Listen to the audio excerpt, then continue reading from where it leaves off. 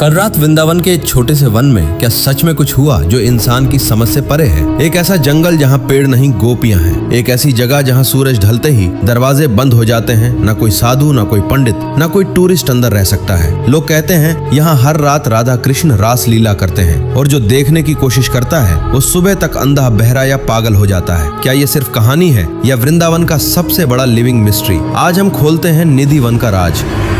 निधि one, जिसका मतलब है निधि का वन या ट्रेजर फॉरेस्ट। वृंदावन मथुरा में ये छोटा सा वन बांके बिहारी जी के पास है। यहाँ के पेड़ तुलसी के हैं, लेकिन आम तुलसी से बिल्कुल अलग। ये पेड़ लंबे नहीं होते, झुके हुए, घुमे हुए जोड़ों में उगते हैं, जैसे कोई डांस पोज में फ्रीज हो गए हों। लोकल लोग कहते हैं ये पेड़ दिन में तुलसी हैं, लेकिन रात में ये गोपियां बन जाते हैं कृष्ण के साथ रास में शामिल होने के लिए। ये जगह श्री कृष्ण की रास लीला से जुड़ी है। भागवत पुराण के अनुसार कृष्ण यहाँ अपनी सखी राधा और हजारों गोपियों के साथ दिव्य नृत्य करते थे। लेकिन यहाँ का विश्वास अलग है। आज भी हर रात ये लीला दोहराई जाती है। शाम होते ही यहाँ क्या होता है? संध्या आरती के बाद पंडित जी रंग महल में एक विशेष तैयारी करते हैं। एक सुंदर पलंग बिछाते हैं, उसके पास पानी का मटका, पान की गिलोरी, मीठा, चूड़ियाँ, साड़ी और ब्रश जैसे किसी मेहमान के लिए। फिर दरवाजे बंद, गेट लॉक्ड, कोई अंदर नहीं रह सकता। यहाँ तक कि बंदर और पक्षी भी इस समय यहाँ नहीं आते, ऐसा लोग कहते हैं। सुबह जब गेट खुलते हैं तो जो दिखता है उससे रोमांच हो जाता है। पलंग अस्त व्यस्त, चादरों पर किसी के लेटने के निशान,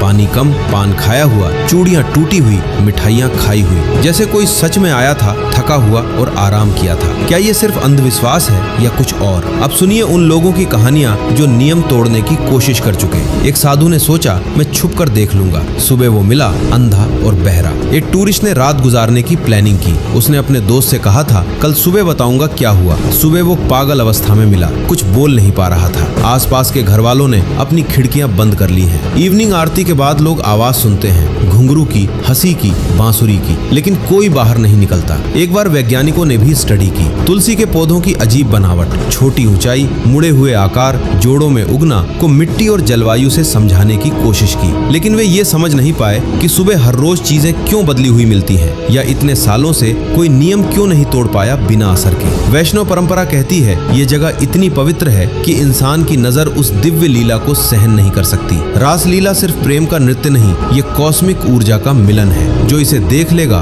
उसकी चेतना इतनी ऊंची हो जाएगी कि ये शरीर उसे संभाल नहीं पाएगा। इसलिए निधिवन रात को खाली छोड़ दिया जाता है। ये कोई भूतिया जगह नहीं, ये एक जीवित मंदिर है जहाँ भगवान आज भी विराजमान है। तुलसी के पौधे झुके हुए क्यों? क्योंकि वे कृष्ण के आगे सिर झुकाए खड़े हैं। जोड़ों में क्यों? क्योंकि हर गोपी अपने कृष्ण के साथ जुड़ी है। तो अगला सवाल ये है, क्या आप यकीन करते हैं? अगर आप वृंदावन जाएं तो दिन में जरूर जाइए, रन महल देखिए, तुलसी को नमस्कार कीजिए, लेकिन शाम होते ही वापस आ जाइए, क्योंकि कुछ राज देखने के लिए नहीं, महसूस करने के लिए होते हैं। निधि वन सिर्फ एक जगह नहीं, ये विश्वास की ताकत है। जहाँ साइंस रुक जाती है वहाँ भक्ति शुरू होती है। अगर ये कहानी आपको छू गई हो तो लाइक करें, शेयर करें और कमेंट में बताइए क्या आप एक रात निधि वन के पास गुजारने की हिम्मत करेंगे। जय श्री कृष्ण, राधे राधे।